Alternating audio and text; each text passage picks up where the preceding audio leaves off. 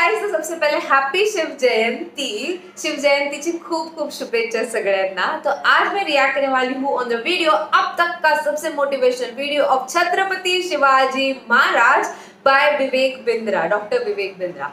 But before I start, hello rap Monali Nayak, welcome to my channel नखरे वाली मोना। और अगर आपने मुझे अब तक सब्सक्राइब नहीं किया होगा तो please to subscribe my channel. So let's गो।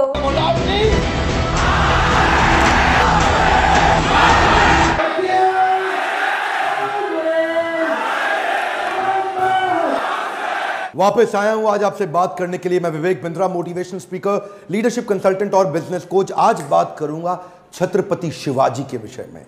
मराठाओं के दिल में बड़ी गहरी जगह बनाई। 1630 में जन्म लिया। 19 फरवरी पिता शाहजी भोसले, मां जीजाबाई। पिता शाहजी भोसले तो उस समय मुगलों की सेवा में लगे हुए थे, जो ज्यादा उस समय अवेलेबल नहीं रहा करते थे।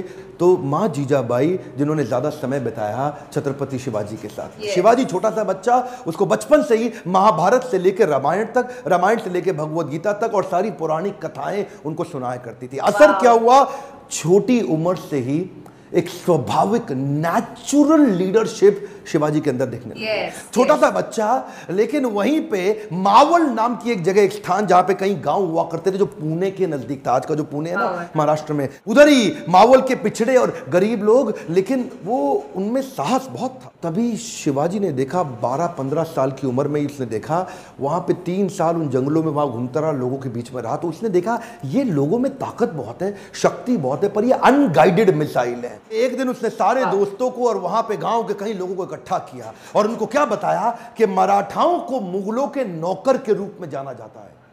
और ये जो नौकर होता है ना, ये जो गुलामी है, ये एक मानसिकता है और कुछ नहीं है। It is a state of mind. इस गुलामी को तोड़ना है, मराठाओं को इससे बाहर निकलना है। तो ये निजामी शाह, आदिल शाह, इनके चंगुल से मराठाओं को पहली बार बाहर निकालने के लिए ये गांव वालों को उन्होंने तैयार किया। खंजर निकाला और अपना रक्त निकाल के काट के भगवान के शिवलिंग का रक्त अभिषेक कर दिया। और तभी इन्होंने ऐलान किया कि मैं स्वराज यात्रा निकालना चाहता हूं। ये स्वराज यात्रा, ये क्या कहते हैं, गुलामी एक मानसिकता है।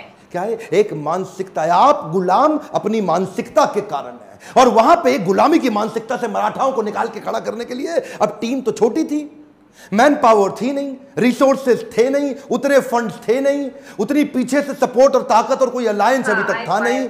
तो शुरुआत बहुत इंटेलिजेंट थी। देखिए ये जो थे ना, ये व्यक्ति छत्रपति शिवाजी, सारे सुनिए, भारत को पता होना चाहिए, छत्रपति शिवाजी एक कंबाइंड अवतार मान सकते हो आप। महाराणा प्रताप के शौर्य और उनकी ताकत और उनके साहस का, और कौटिल्य चाणक्य पंडित की उनकी बौद्धिक शक्ति, उनकी बुद्धि और उनकी कुटिल नीतियों का, ये कंबाइंड अवतार थे। तो ये क्या करते हैं, छापा मार युद्ध करते हैं, द्विकंटक नीति के साथ जाते हैं। इसको क्या बोलते हैं, गोरिल्ला वॉरफेयर। और गोरिल्ला वॉरफेयर इसे कहते हैं गनीमी कावा। छोटी उम्र के अंदर इतना इंटेलिजेंस, इतना इंटेलिजेंस। गनीमी का मतलब क्या है, दुश्मन, और कावा मतलब उसको बेवकूफ बना के हराने की टैक्टिक्स।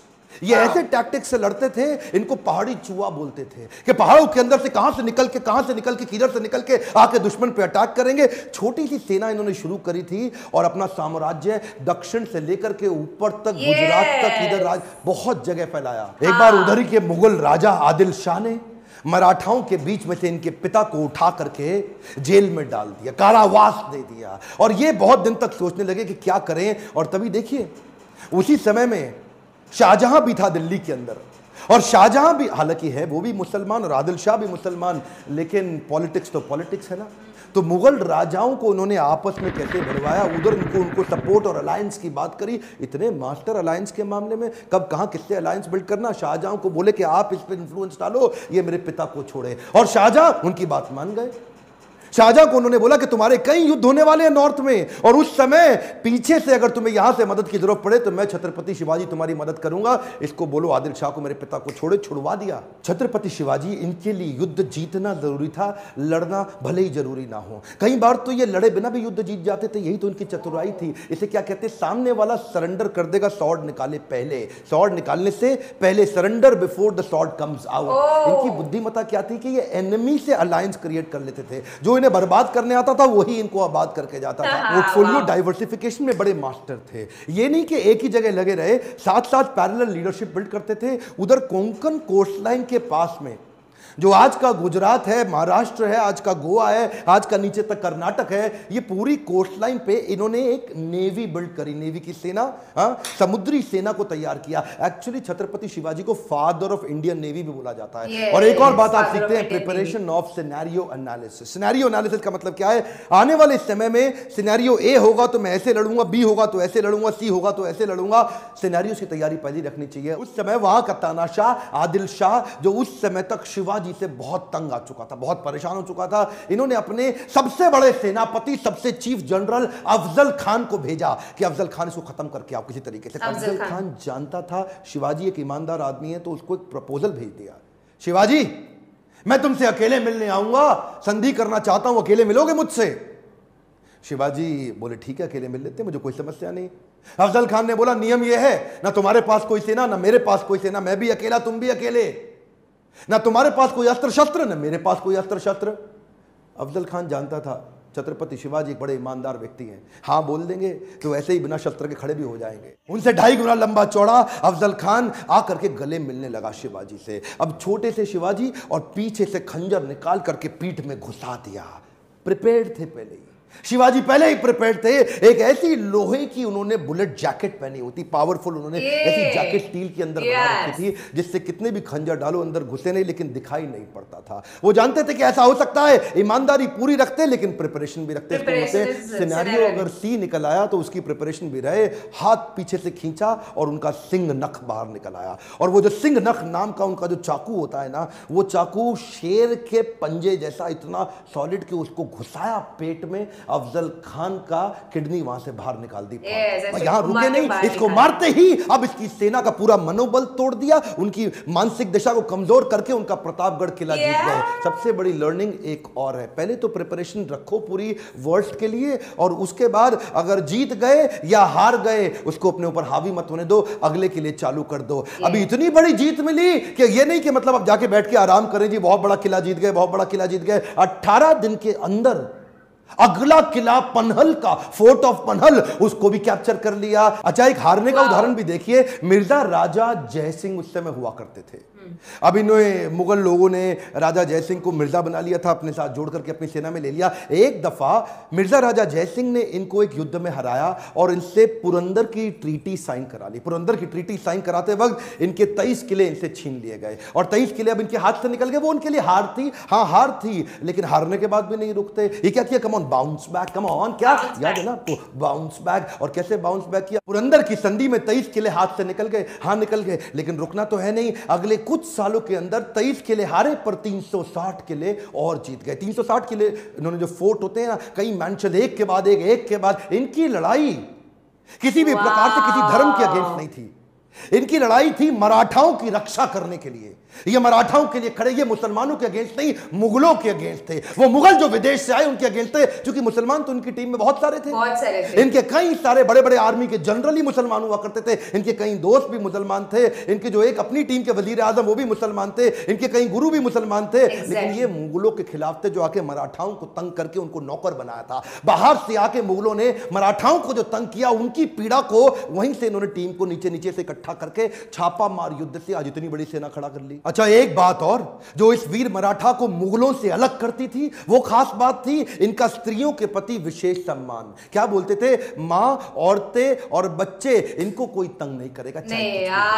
और ये जो इनकी लीडरशिप विजडम थी ना, ये बचपन में महाभारत, भगवत गीता, रामायण पढ़ने से जो इनके अंदर आई, ये इन्होंने अपने सैनिकों में भी कूट कूट के डाल दी थी कि अगर किसी, देखिए जहां उसी समय मुगल लोग औरतों को उठा लिया करते थे, उनका अपहरण करते थे, उनका रेप कर लेते थे, उनको उनके मंदिर तोड़ना, उनको मारना पीटना, वहीं ये क्या बोले, किसी दूसरे धर्म का अपमान नहीं करेंगे, किसी दूसरे की स्त्री को गलत नजर से कभी देखेंगे नहीं, और अगर मेरा कोई सैनिक देखते हुए मिल गया तो उसको खत्म कर दूंगा। इन्होंने वो वैल्यूज अपनी टीम के अंदर डाल दी। इनकी ये क्वालिटी ने इनको इतनी रिस्पेक्ट अर्न करी, इतनी रिस्पेक्ट अर्न करी कि लोग अपनी जान देने लग गए। इस वीर मराठा की कथा मैं चाहता हूं पूरे देश तक पहुंचे। आज अगर आप में थोड़ा सा भी आप में इच्छा है कि हमारे देश के इस इतिहास को कोई भूल ना जाए, इसको व्हाट्सएप पे फैला दीजिए।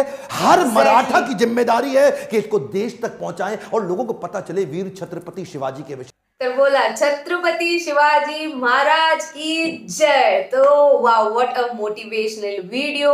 हम सब लोगों ने हिस्ट्री में ऑलरेडी पढ़ा है, proud to be Maharashtra, proud to be Marathi. Oh my God, सिंहाचा जबडा तर घालून हात मोजीन दात ही जात मराठ्याची, एक मराठा लाख मराठा। जिस तरीके से इन्होंने खुद बताया है वीडियो के अंदर कि जहाँ पे फंड्स नहीं था, आर्मी नहीं थी, कुछ नहीं था, और आज है फादर ऑफ इंडियन नेवी। कौन है?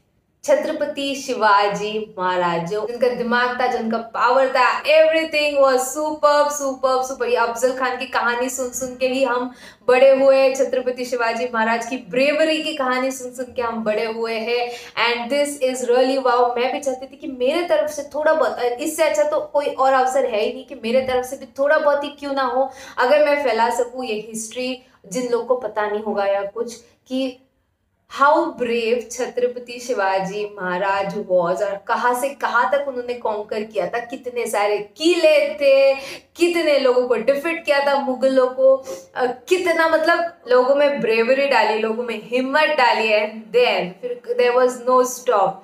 कहाँ से कहाँ तक कॉन्कर किया था, एवरीवेयर। छत्रपति शिवाजी महाराज की जय। ओ माय गॉड, मतलब इतना अच्छा लगा ना, you know, like after watching a video और ऐसे कुछ जो होता है, उसके बाद हम लोग और मोटिवेट हो जाते हैं। हाँ, हमने हिस्ट्री में ऑलरेडी ये पढ़ा है, and this is really really really wow. और उन्होंने जैसे कहा है कि वो ऑलरेडी कभी भेदभाव नहीं करते थे, वो कब स्त्रियों की बहुत बहुत बहुत इज्जत करते थे, और वो किसी धर्म की भी डिसरिस्पेक्ट नहीं करते थे। Of course even we follow the same path, जो छत्रपति शिवाजी महाराज की टीचिंग्स है उसी को ही हम अब तक फॉलो करते आए हैं। Even we don't do this thing. उनकी लड़ाई सिर्फ मुगलों के साथ थी और कुछ नहीं, और बट हमारे जो मराठा औरतों के साथ जो कुछ भी होता था, but he never used to. Chhatrapati Shivaji Maharaj ने कभी ऐसे गंदी कामें नहीं की, उन्होंने हमेशा स्त्रियों की इज्जत की है, and that's why we are super duper proud to be Marathi. Wow.